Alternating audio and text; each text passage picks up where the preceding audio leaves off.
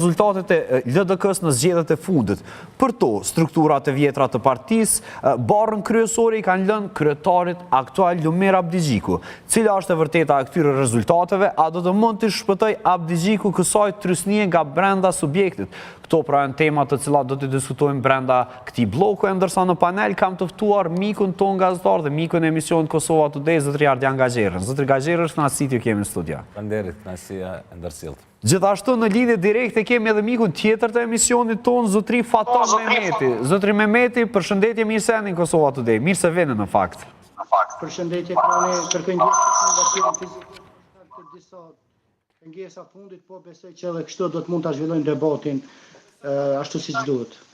Do të rregullojmë edhe këto pengesa, ndërkohë në një lidhje direkte ja kemi edhe mikun tjetër të emisionit ton, është zotri Frok Qupi. Zotri Qupi, përshëndetje, është kënaqësi t'ju kemi në Kosova Today. Përshëndetje, faleminderit. Po e filloj këtë bisedë me juve, zotri Gazheri, përderisa ta kemi edhe zërin e Fatonit në formë të dur. Zotri Gazheri, po plas një debat i cili realisht nuk është se ka kaluar pa u diskutuar edhe gjatë procesit para zgjedhor, pra edhe gjatë kohës së fushatës. Si komenton komentet e fundit ndaj liderit të LDK-s Lumer Abdigjiku dhe mendoni ju jeni në atë vi se ishte pikërisht ky shkaktari i rezultatit fundit? LDK e treta. Po shkaktari ishte, po pati rritje, 5% në LDK.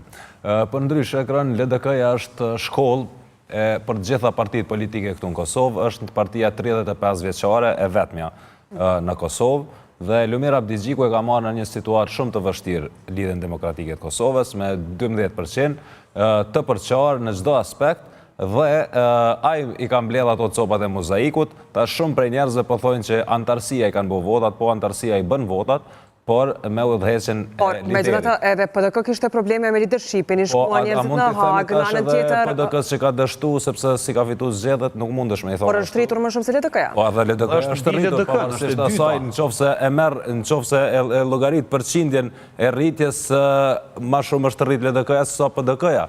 Po tash është rrit në përqindje më të madhe 24. Por perceptimi ishte tetë i madh, madje dje mbrëm kemi dëgjuar një deklarim të Agim Veliut, i cili natyrisht foli për shumë gjëra në debat plus me Ermal Pandurin, dhe perceptimi ishte tepër i madh se ai do dal madje edhe i pari, kështu u pa. Agim Veliu ka çështje personale me Lumer Abdigjikun. Lumer Abdigjiku për ndryshe është njeri i cili ka bërë reformë dhe njerëz duhet ta kuptojnë se çka është reforma. Reforma me njerëz të vjetër nuk mund të bëhet, sepse ai duhet të menaxhoj diçka, sidomos një parti duhet ta bëjë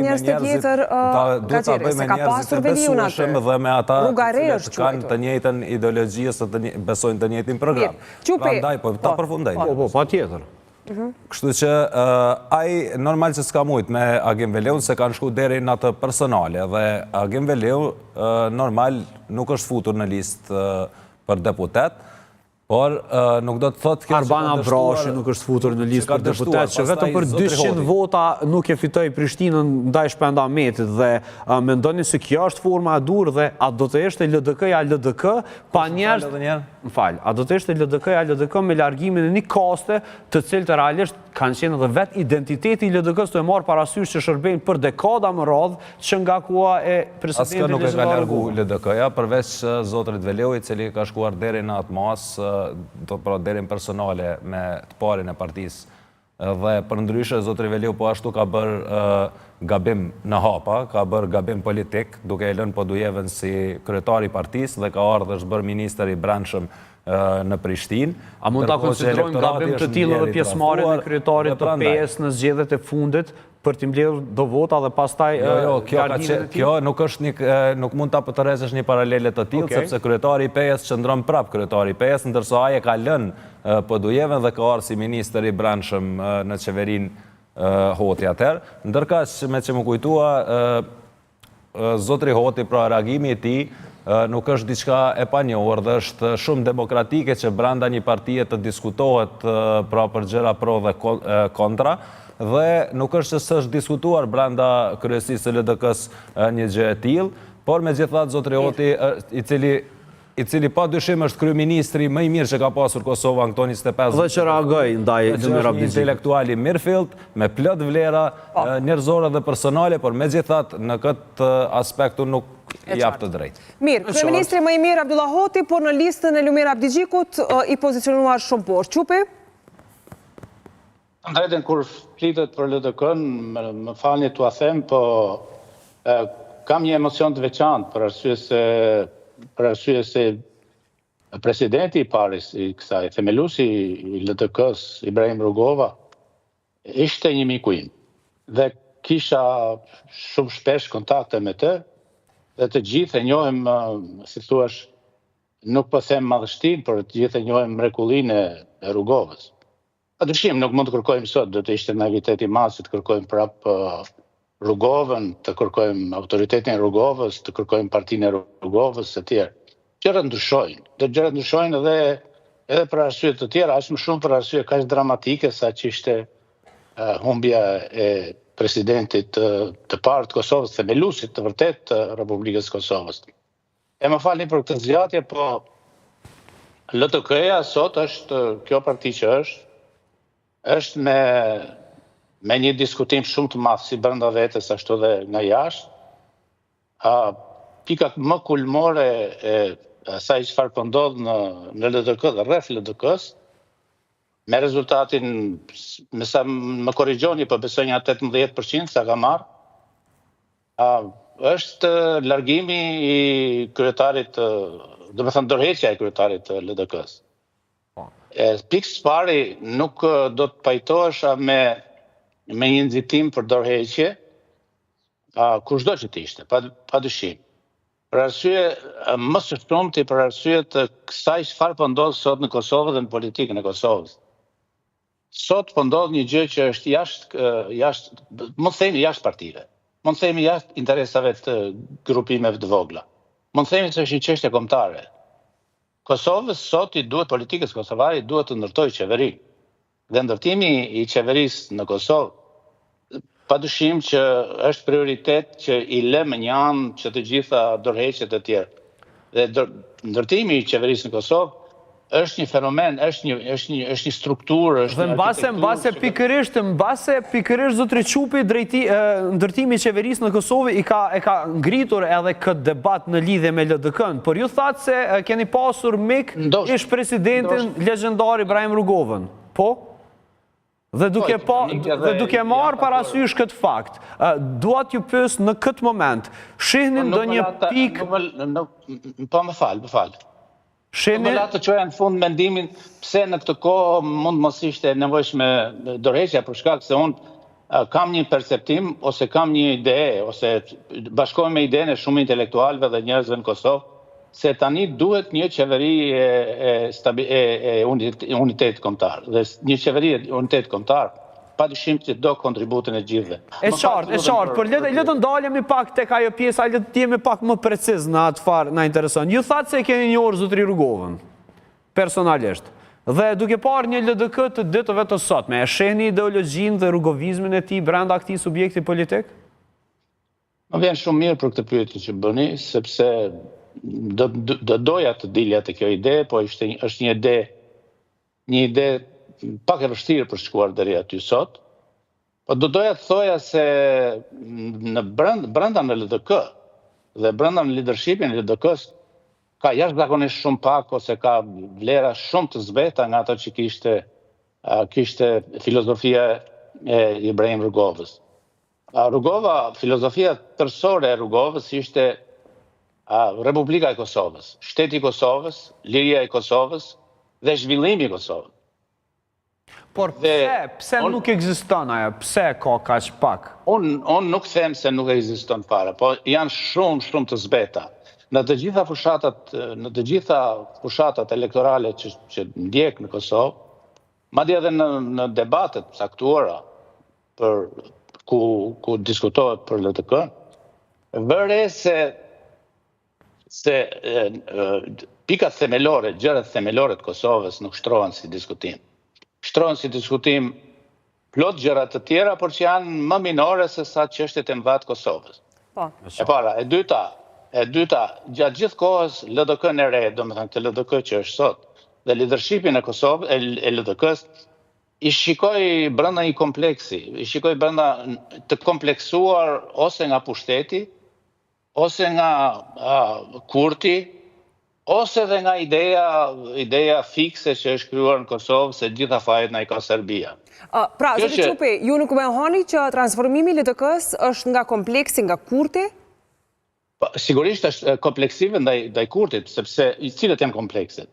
Në radhë parë dhe vetë Abdigjiu ishte një ministër i Kurtit.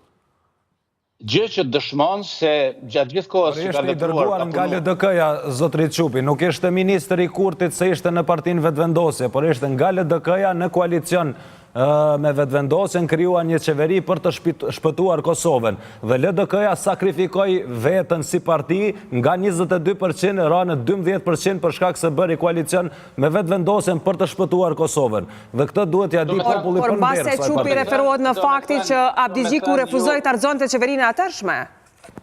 Do me thënë ju po pranoni këtë që po them unë, do me thënë nëse shkon në një qeveri, nëse shkon në një stan, duhet të mbash edhe, më falni për çfarë po them, po duhet, nëse je në një stan delesh, edhe mbasi del nga delet, bjera dele. Kjo është e padiskutueshme. Kështu që pjesëmarrja e Abdigjiut në atë qeveri është padyshim një kompleks. E para, e dyta, është kompleksive jo vetëm përveç partisë së Haradinajt, unë shikoj që edhe partitë të tjera kanë një kompleks të ashtu quajtur kompleks inferioriteti, kompleks... Por të ndalemi tek një pikë mjaft interesante, dje kishin të njëjtin debat këtu në Kosova Today dhe zotri Çupi, shumë persona më kanë shkruar për listën e LDK-s, shumë militant edhe simpatizues të LDK-s më kanë shkruar dhe ajo çfarë më bëri përshtypje është se disa prej tyre më thanë në listën e 10-shës së votuar nuk ekziston fare emri i Abdigjikut. Të votuar në kësaj radhe në Pra, shumë persona të cilët e kanë votuar LDK-n kanë zgjedhur 10 deputet, por jo edhe Abdigjikun. Njëjta ka ndodhur edhe në parti tjera, Kron. E njëjta ka ndodhur në parti. Po mirë, jena të folë për LDK-n dhe më interesant ta di pse këti subjekti specifikisht po ndodhë kjo. Komplet. I kom gjepën. Po. Më duket. Në parti tjera s'po kërkohet ndryshimi i leadershipit, në LDK po kërkohet. Jo. Po mirë dhe jo, ti te kryeministri më i mirë në Kosovë, që është Avllahoti. Dhe po e kërkon ai. Ai po e kërkon. Mirë, ne po diskutojmë Gaxheri, nuk kemi në LDK që të marrim vendime. Po zotri Çupi? Po. Çupi? Them një gjë që unë nuk mund të mendoj se e njoh politikën e ditës sa që njihni ju në Kosovë dhe jo politikën e ditës, më shumë se sa detajet e kësaj politikët ditës. Po për mua, gjërat themelore janë ato që reflektojnë edhe të votuesi. Dhe fakti që Abdigjiu nuk është votuar në masë, nuk po shikohen arsyet e vërteta pse LDK-ja ndodhet në këtë pozitë, pse PDK-ja ndodhet në këtë pozitë, pse AK-ja ndodhet në këtë pozitë etj. Mos harrojmë një gjë, kolegi jemi, mos harrojmë një gjë, që ka refleksione të fantastike, që ka ndjesi shumë të holla tek votuesi. Ai të fikon se jo se sa zhurma bën, çfarë fushate bën etj. Ai të shikon cilat janë interesat e tua dhe interesat e vendit vet. Gjatë gjithë fushatës dhe para fushatës. Unë i kam parë partitë opozitare, më lejoni ta veçoj zotin Haradinaj. I kam parë shumë të ngasta për të thënë që qeveria Kurti po na izolon. Kur nuk e kanë thënë. Dhe izolimi i Kosovës është nëse vërtet arrijmë në izolim të Kosovës, është fatkeqësia më e madhe që mund të ndodhë kombit shqiptar. Është vërtet fatkeqësia më e madhe. Ne mund të merremi me numrin vota sa të duash, por s'kan pikë vlere për publikun, para faktit që Kosova mund të jetë krejt e veçuar dhe izoluar nga perëndimi, sidomos nga perëndimi. Kjo është një arsye. Përpara se të kthehemi një herë te kolegu Ardian Gaxheri, zoti Çupi, kush do të ishte në syt tuaj lideri më i duhur për LDK-n, nëse vije në diskutim kjo çështje? Unë e shikoj dhe Abdigjikun si një Shiko, Abdi Gjiku ka dhe komplekset të tjera, sa i shikoj nga larg. Abdi Gjiku ka kompleksin që ndaj Kurtit që nuk ka hyrë në përbeteja, nuk ka qenë në burgje, nuk ka lëshuar tym në për parlament, nuk ka djegur karrige etj. Gjë që ore jemi ballkanik, ore jemi mesdhetar. Dhe njerëzit të shikojnë se çfarë guximi ke për të thënë gjëra të guximshme. Për shembull, Abdi Gjiku ose LDK-ja, fare mirë mund të thoshte atë çfarë ka pasur në kolonë LDK-ja e Ibrahim Rrugovës. Në kolonën e saj ishte bashkëjetesa në Ballkan, por me Kosovën Republikë dhe Republikë të fortë. E qartë. Kush mund ta thotë? Nuk e thot askush këtë gjë. Nuk e bën askush këtë gjë. Atëherë ju vitë pyetja që më bëni ju. Zotri Qubi. Unë nuk mund të vë gishtin tek dikushi, por mund të them se në partinë në LDK duhet instaluar liria që të zgjidhet personaliteti që nuk jam me idenë që E qartë dhe pikërisht nuk jam lejon e veç një fjalë. Nuk jam me idenë kur në politikë që lideri duhet jetë vetëm akademik. Nuk jam me idenë që lideri duhet jetë vetëm shkrimtar. Nuk jam ndodhi Ibrahim Rrugova, ndodhi siç ishte Rrugova. Po, gjithmonë, rastësit janë të pranueshme zotri. E qartë. Ndodh dhe ashtu në rregull. E qartë zotri Qubi, do kisha dashur ta ndërlidh që Rrugovën me rrugovizmin. Zotri Qubi, Rrugova nuk ka qenë rrugovizmi. Rrugovizmi është frymë, është koncept, është ideologji. Rrugovizmi është liri, pavarësi, demokraci. Janë këto tre gjëra. Rrugovizmi tek Lumer Abdi Gjiku zotri Gaxhiri. 99.9%. Për shembull, me demokracinë e brendshme, vetë ky debat publik tregon që LDK-ja është një shkollë për parti tjera të Kosovës dhe ka një demokraci të brendshme. Pse nuk u bë temë diskutimi ai kastrati që delke i PDK-s që s'la gjopa thonë me emër mbi emër për secilin në PDK, nuk i ka një muj kjo punë, nuk i ka një. Por ideja është se kastrati është një, ndërsa për Abdi Gjiku po flasim plot. Këto dallime. Kush janë plot? Është kryeministri më i mirë si që quajtë ti. Kryeministri është kryeministri. Dhe fjala ati ka pesh zotri Gaxhiri, sepse për një marrëveshje që ka bërë zotri Hoti me Trumpin, e ke përmend çdo ditë këtu. Dhe domethënë kjo është ideja. Fjala ati nuk pas ka pesh, dhe ai ka qenë deputet për disa mandate. Çysh e komenton faktin, për shembull ka qenë në disa detaje për të cilat kena diskutuar këtu në këtë studio për zotrin Abdi Gjiku, domethënë është edhe ndryshimi i formës së sjelljes, komplet çështjes së tij ndaj elektoratit. Madje e vërtetuar edhe me fotografi, forma se si ullët, vendet si janë të rënduar, hapësira e rezervuar për te. Paragjykimet në raport me realitetin, me të vërtetën janë diçka ndryshe. Ka mundësi që po paragjykojmë komplet shësia. Zotri Abdi Gjiku për 4 vite nuk ka lënë mahall lagje të Kosovës pa e shkelur me këmbë. Pa suksesshëm, se duri treti. Nuk ka lënë njeri qytetar pa dëgjuar. Është i vetmi lider në Kosovë për këto 25 vite, veç ta përfundoj të lutem, që 2 vite para se të futet zgjedhje ka pas program qeverisë. Edhe apet s'ka arrit me i fitu zgjedhjet, para mendoja. A ka arrit, a s'ka ka rëndësi Gaxhar, pse buhet programi qeverisës, a buhet për me i fitu zgjedhjet, apo buhet për me thonën e kam programin 2 vjet marë. Në qoftë se Abdi Gjiku nuk ka arrit për 4 vjet, pra 2 vjet për para dhe 4 vjet qeverisje me bind qytetarë në Kosovë që duhet me ia dhënë votën, atëherë ai 6 vjet pas ka dështu. Dështimi i tij është edhe më i thellë se si po thu. Syti kemi dhënë edhe ti, po ka rëndësi çka shohim. Po. Ai e ka bo atë programin, po tash ka mundësi që ai program edhe pse ka humbë në zgjedhje të jetësohet. Pse? Sepse politika është kjo. Zotri Kurti, cili ka fituar zgjedhjet, nuk po mundet me bëjë qeverinë. Po e di ti ose unë cili program qeverisës do jetë në qeverinë ardhshme. Mendon se do ta kemi kryeministrin Lumer Abdi Gjiku? Nuk para gjyku gjanat, po duhet me i pa. A mendon se mund ta kemi kryeministrin? Politika është diçka që duhet të reagosh në kohë reale, nuk mundesh as para as mbrapa. E tash çfarë diskursi po ndërtojnë për këtë lider politik kur partia vetme nuk e don nga brenda, ndërsa ju thoni se mund të kemi edhe kryeministrin. Ti nuk don klan Kosova aty nëse unë nuk du. Tem donë mas shumë, të thonë që është ja kështu. Zoti Qupi, megjithatë një nga debatet e cila sikur është diskutuar shumë ditëve të fundit, por edhe gjatë ditëve kur u shfaqën listat zgjedhore, pra përpara se të mbashin zgjedhjet, ishte edhe radhitja që Abdi Gjiku kishte bërë pra njerëzve në LDK.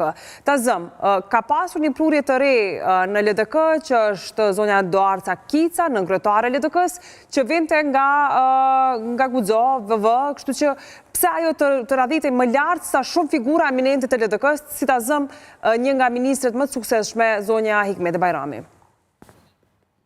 Shko, kjo është një artë më vete. Për të thënë vërtetën, arti i ruajtjes së karrierave është jo vetëm art, por është aty matet, peshohet dhe peshon dhe njeriu që është jashtë partisë të peshon se sa besim mund të ketë për ty që ju prish karrierën njerëzve ose i deformon karrierët e tjerëve. Kështu që këto janë veprime që njeriu nuk e kupton se sa ka ndikuar tek votuesit. Dhe votuesit janë tekanjos, janë shumë tekanjos. Votuesit janë tekanjos në kuptimin më pozitiv, ata vendosin në momentin e fundit dhe vendosin në momentin më delikat dhe vendosin shpeshherë dhe në momente kur nuk kanë pesha të mëdha.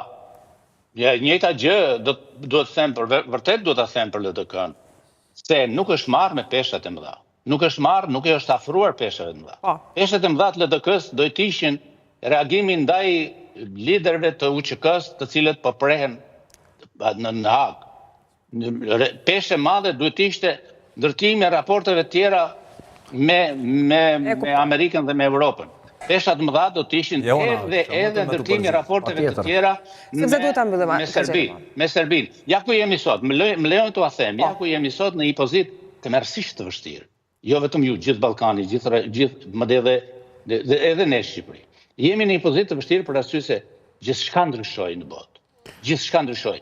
Këtë ndryshim s'kishte si ta mendonte Albin Kurti. Po Albin Kurti duhet të mendonte që të mos e çonte Kosovën në një vend, në një zgrip, si i thonë, në një cep tavolinës, ku me një grush mund ta hedhësh poshtë. Kosova sot është në një pozitë tmerrsisht të vështirë. E kuptoj zëri.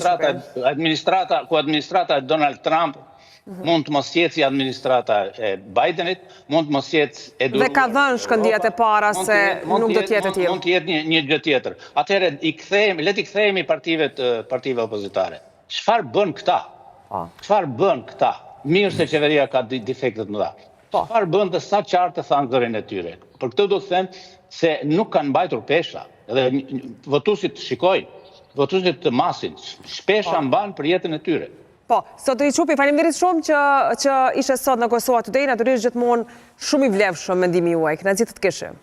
Faleminderit. Faleminderit shumë edhe Gaxherit që e kemi parë sot me tonet të ngritura. Faleminderit. Ndërkohë zotëri Gaxheri është gjithmonë kënaqësi t'ju kemi në Kosova Today për ta thënë këndvështrimin tonë rreth situatave, ndërsa këto është edhe momenti të cilin do ta mbyllim. Pra, këtë blok në vazhdim do të flasim për një temë krejt tjetër, një aksident tragjik